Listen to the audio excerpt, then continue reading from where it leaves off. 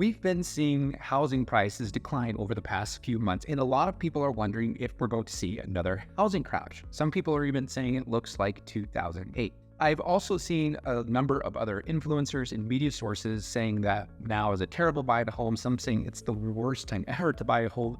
And the problem is a lot of these people are taking data out of context and not sharing some really key principles and data points that I'm going to share with you today.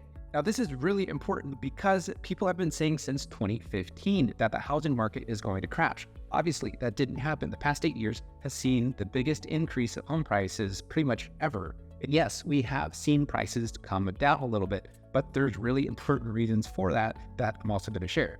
But the point is that narrative misled a lot of people who otherwise would have benefited from buying a home between 2015 and really 2022.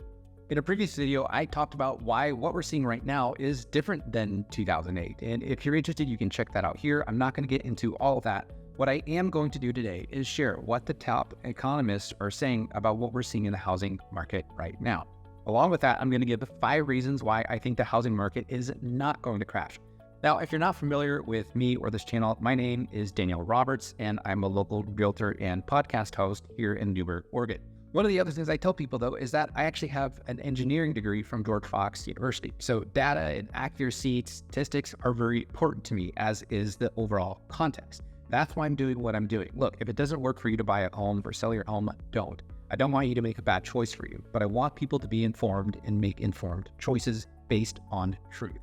So if you are considering buying or selling a home, you're not sure if the timing's right, you're wondering about the housing market, feel free to reach out to me. My number and information are right there at the bottom of the screen.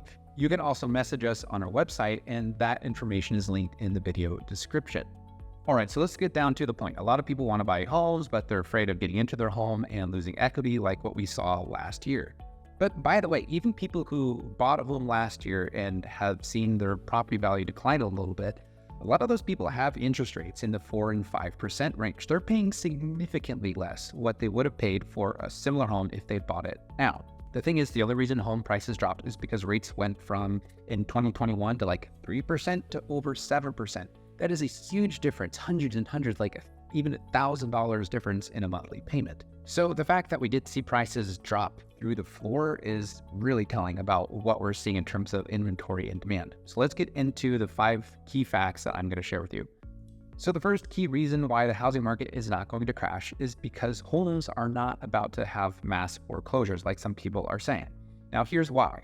This graph is showing that 39% of people own their home free and clear. 29% of people have more than 50% equity in their home. So that's 68% of people that have 50% or more equity in their home. Now look here at the remaining 32% that have less than 50%. So, out of those, there's the tiny percentage maybe that have negative equity in their home. Most of those people have 5, 10% or more equity in their home. So even if they had to sell, say they lose a job, unemployment goes up, their job's affected, there's a small chance that they would have to foreclose, and most likely they would just sell. So people have been blowing this whole foreclosure thing out of context for really the last 2 years. If you look at what people have been saying, it's not going to happen like people are saying. The second reason that the housing market's not going to crash is because a lot of renters are out there waiting to buy. Nationwide, there's 3 million people making $150,000 or more per year. These people are renting and have the purchasing power to buy. Now, look at this graph that's showing 53% of renters are waiting for prices to come down, or maybe they're waiting for interest rates to come down. The thing is, prices aren't coming down, but once interest rates come down and affordability improves, these people are going to jump into trying to buy a home. There's going to be a huge mass of people all trying to jump into the market at one time, and that's going to create a mess.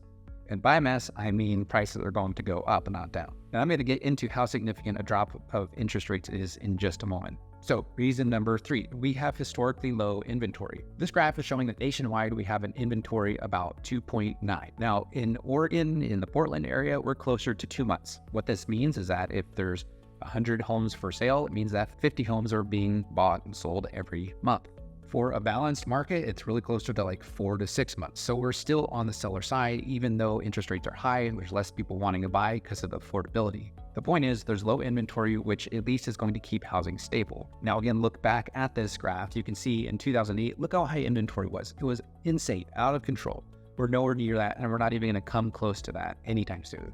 All right, reason number 4, and potentially one of the most significant reasons we're not going to see a housing crash, is the leading economists are saying that interest rates throughout the end of this year are going to decline. This is something that most people are not saying at all. I see everyone talking about the housing market crash. They're not talking about what the interest rates are going to do. If we have a stock market crash, like many people are projecting, that's going to cause interest rates to come down again. It's also going to cause home values to improve.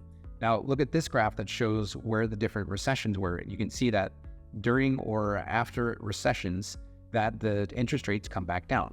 The top economists are showing right now that through the end of the year, interest rates are going to come down. Look at what they're saying. Lawrence Yun, National Association of Realtors chief economist, is saying rates are going to drop to 6% this year and 5.6% next year. Next one, that he thinks rates are going to get down to about 5.5% by the end of this year. Next, Robert Frick is saying be prepared to jump on a dip in rates. And then the economist for Freddie Mac is saying that with the rate of inflation, decelerating rates should gently decline over the course of 2023. So all these economists and these people are paid to get it right, not just paid to have people click on their articles, are projecting that rates are going to drop potentially below 6% by the end of this year. Here's why that is extremely significant. Right now, say someone's buying a $500,000 house with a 5% down payment. Say their payment is $3,500 with a 7% interest rate. Now, with rates dropping to 5.5%, if all things stayed equal, they'd save about $500 per month on their payment. Or for the same payment, they could buy a house that's $75,000 more expensive. So that's how significant this change in interest rates is. If we see rates come down, we see more people jump into the market, houses become more affordable, but then that causes bidding wars and prices go up. So if we do see rates drop to below 6%, we're going to see prices go up. I can essentially guarantee that. Remember, the only reason housing prices dropped in the first place is because rates went from 3% to 7%. That's more than double. That's like a 4% increase in rates. For a lot of people, that's a difference in $1,000 per month payment for the same house. And so the fact that prices only dropped a little bit and didn't go through the floor like I mentioned earlier means that as soon as rates come back down again, we're going to see those prices go back up. Okay, number 5, the last reason that prices are not going to go down, the housing market's not going to crash, is because we're about to see the largest wave of home buyers in history. So the average home buying age is about 35 years old. What this graph is showing is that people between the ages of 29 and 34 are about to become that age where they're buying their first home. There's several 100,000 people that want to buy their first home, and there's not the housing available for them to do it. Depending on which source you look at, we're behind, as where demand is like right now, we're behind about 100,000 to 150,000 housing units. So what happens when you throw several 100,000 more people into that mix?